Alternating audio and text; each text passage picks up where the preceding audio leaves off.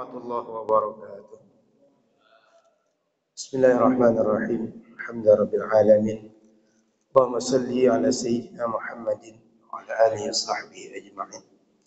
Qala subhanaka la ilma lana illa ma 'allamtana innaka antal alimul hakim. Wa qala rabbi shrah li sadri wa yassir li amri wahlul 'uqdatam min lisani yafqahu qawli. Alhamdulillah, Bapak Ibu yang dirahmati Allah Subhanahu wa taala. Kita bersyukur saat ini di Ramadan ke-28 sehat afiat saya melaksanakan ibadah.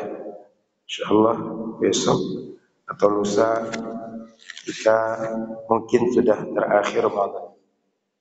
Maka kita berharap semoga kita semua dimudahkan Allah untuk sempurna ibadah di bulan Ramadan ini dan kita semua dimudahkan untuk istiqamah dengan amal-amal yang kita buat setelah Ramadan insyaallah.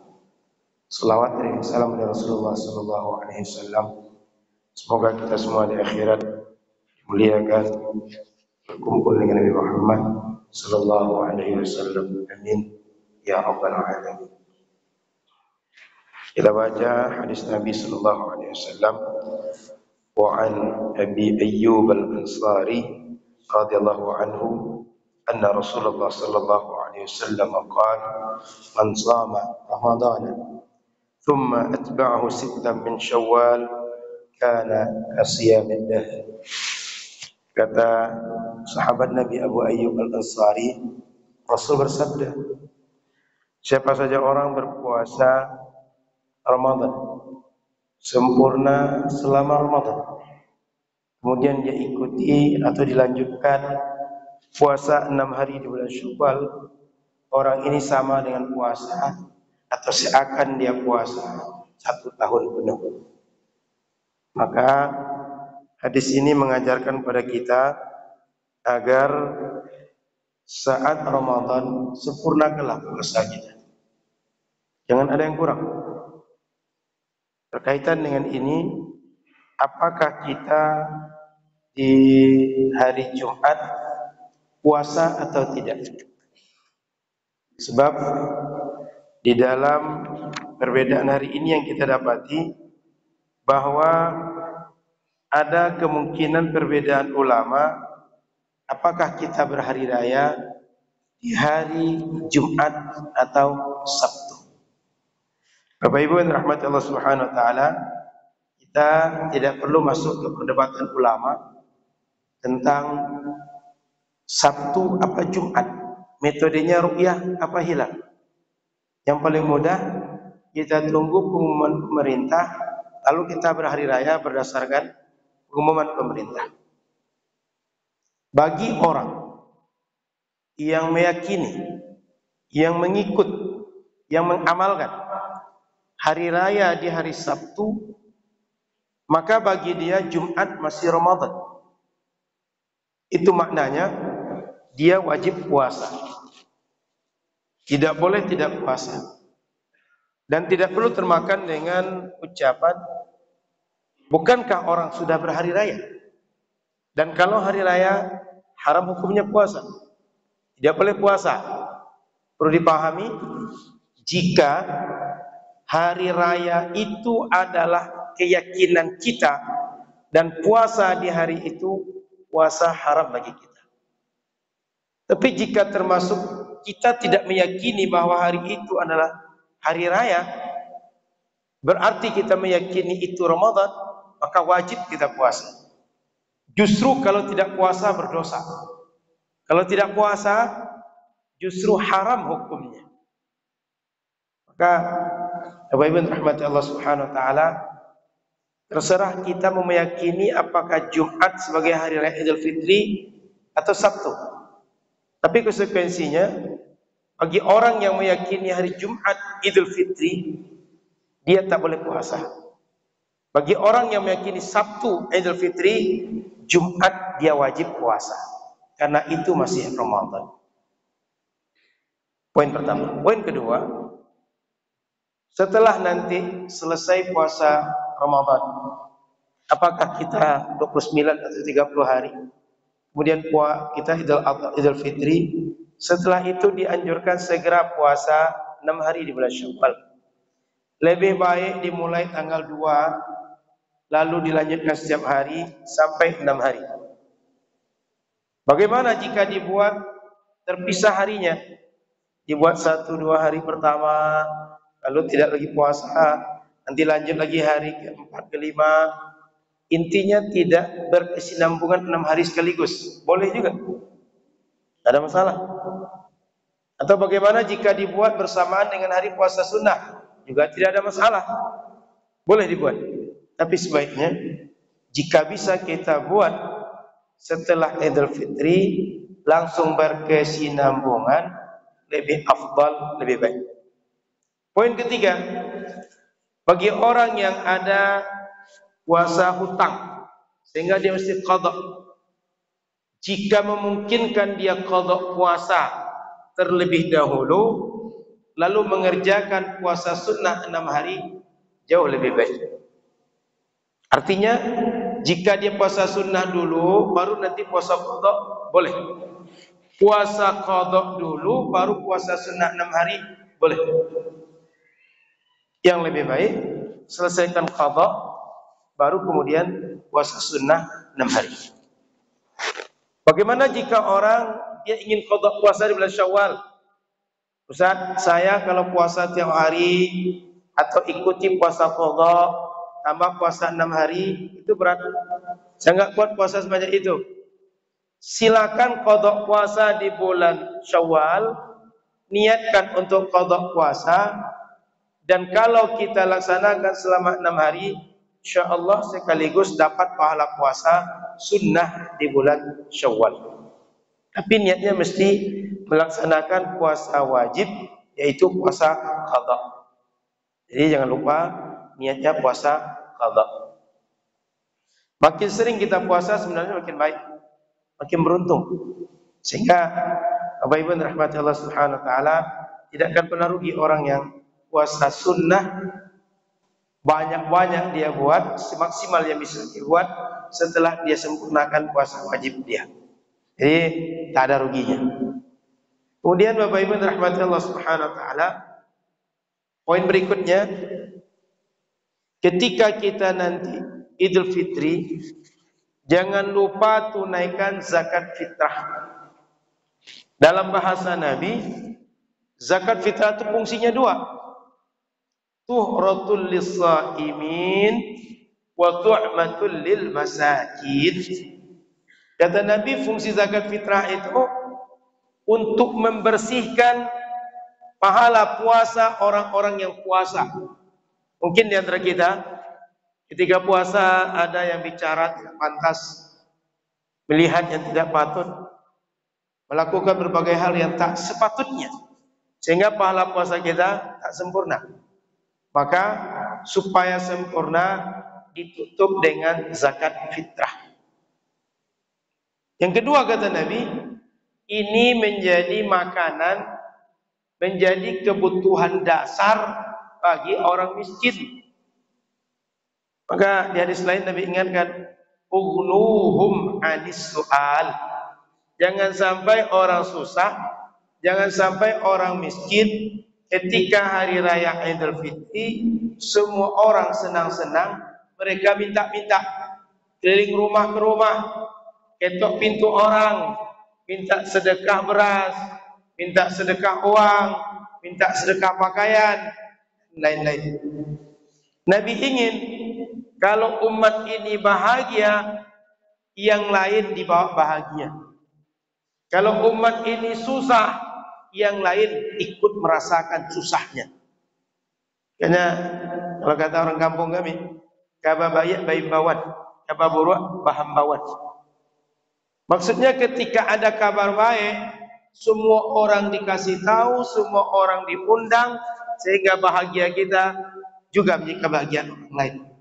Sehingga kalau ada acara walimah, sebaiknya diundang yang lain. Dan kalau diundang, wajib hukumnya memenuhi undangan. Kabar buruk, baham bawan. Maknanya berhamburanlah datang. Segera datang. Segera simpati.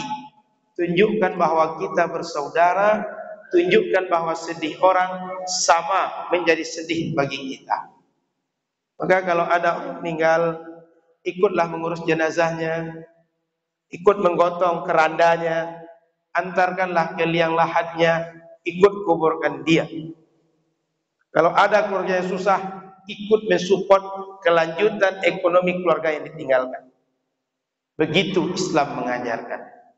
Maka Nabi menggambarkan mathalul mu'minina fi tawaddihim wa tarahumihim wa ta'atufihim kamathalil jasadil wahid.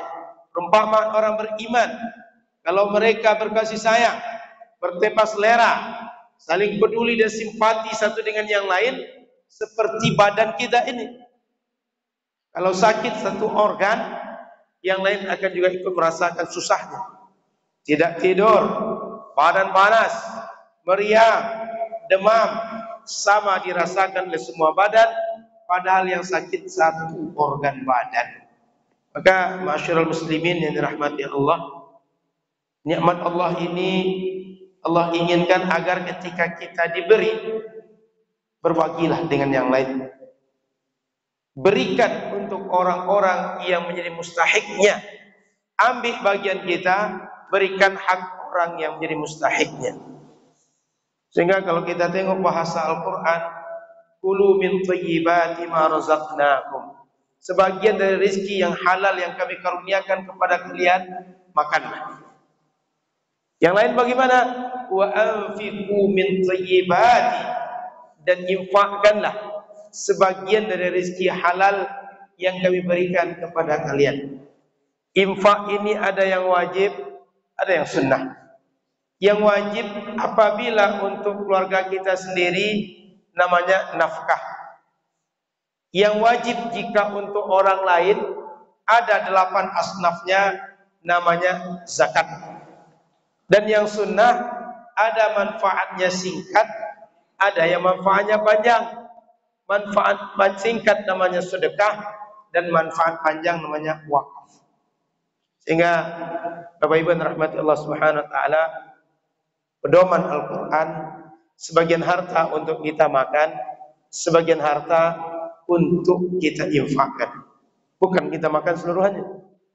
Maka zakat itu ada 2. Ada zakat mal, ada zakat badan. Zakat badan maknanya zakat fitrah. Zakat mal, ada zakat uang atau zakat harta, ada zakat pertanian, ada zakat perdagangan, ada zakat perkebunan, ada zakat penemuan atau rikas. Dan bila kita ikut fatwa kontemporer, makin banyak lagi pembagian zakat. Dan pembagian kedua, zakat itu zakat fitrah atau zakat badan. Siapa orang yang wajib zakat fitrah? Setiap orang yang punya makanan untuk dirinya dan orang yang dia tanggung selama Idul Fitri dan malam Idul Fitri, lebih dari itu bisa dia berzakat untuk nilai zakat dia, maka wajib dia berzakat. Sehingga zakat fitrah itu bisa saja ada orang dia memberikan zakat dan dia juga diberi zakat. Kenapa? Dia menganggap dirinya mampu berzakat. Orang lain menganggap dirinya mustahik zakat. Sehingga dalam masalah Bapak Ibu, kalau ada orang menerima zakat padahal dia berzakat juga, tidak ada masalah. Karena cara pandangnya dari 2 sisi. Cara pandang dia memandang dirinya wajib, cara pandang orang lain memandang dia mustahik zakat. Maka Bapak Ibu rahmati Allah Subhanahu wa taala, Islam pengen kalau kita berhari raya, hari raya itu bahasa kita Idul Fitri, bahasa Arabnya, bahasa kita hari raya makan-makan. Hari raya senang-senang. Fitri itu dari iftar. Fatara, iftar. Setiap hari kita kalau sore iftar. Iftar berbuka. Hari raya yang kita waktu itu tidak berpuasa. Hari raya yang waktu itu kita makan-makan. Maka hari Idul Fitri itu hari raya senang-senang.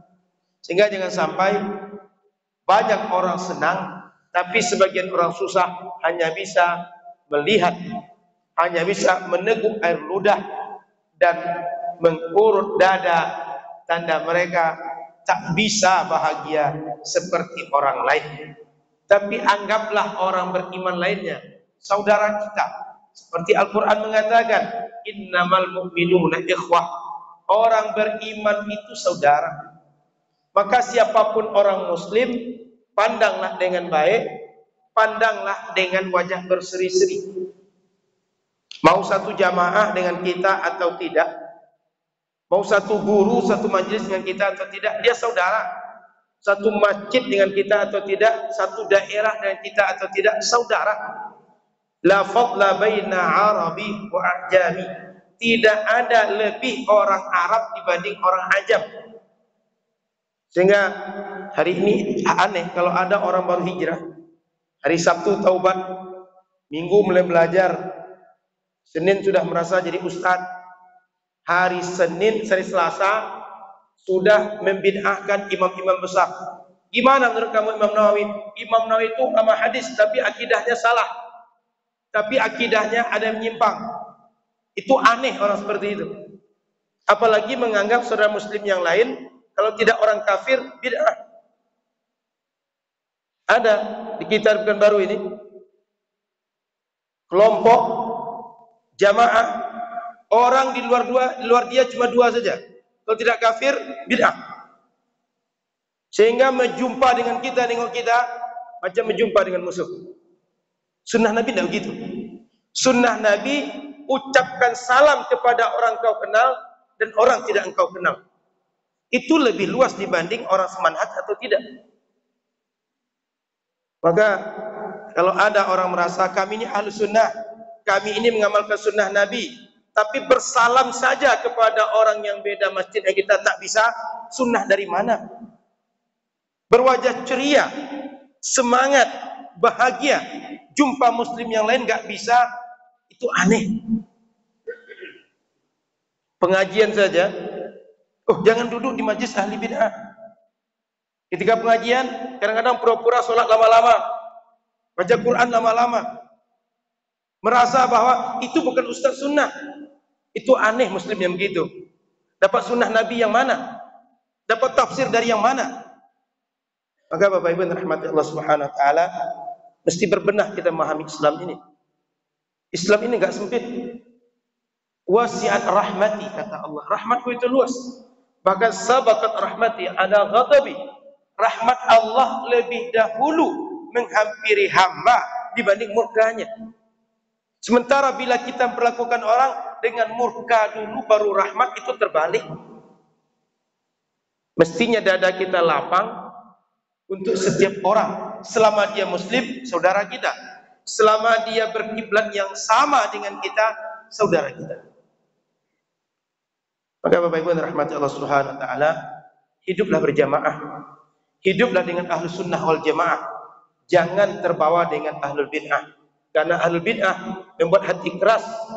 Kita terambang-ambing dengan fitnah, merasa diri lebih baik, dan kita muncul takabur dalam diri. Takabur itu sifatnya syaitan dan tak akan masuk surga. Orang kalau dalam dirinya meskipun hanya kecil sikap takabur itu tak akan masuk surga. Hati-hati, jangan merasa baik dibanding orang. Yang pernah merasa baik dibanding orang itu satu Qarun, dua Fir'aun, yang ketiga setan. Jangan yang keempatnya kita. Semoga manfaat. Mudah-mudahan kita semua mendapat barakah dengan Ramadan. Ilmu kita semakin bertambah kebaikan dan mengundang rahmat Allah, sehingga ilmu ini untuk diamalkan, bukan untuk kata ulama anu begini, hadisnya begini begitu, bukan untuk banyak cakap, bukan untuk menghukumi orang, tapi untuk kita amalkan. Karena ilmu itu untuk amal gunanya kita tuntut, bukan untuk banyak hafal lalu gunanya membanggakan diri dan menghukum orang lain. Subhanakallah wa bihamdika, asyhadu an la ilaha illa anta, astaghfiruka wa atubu ilaika. Assalamualaikum warahmatullahi wabarakatuh.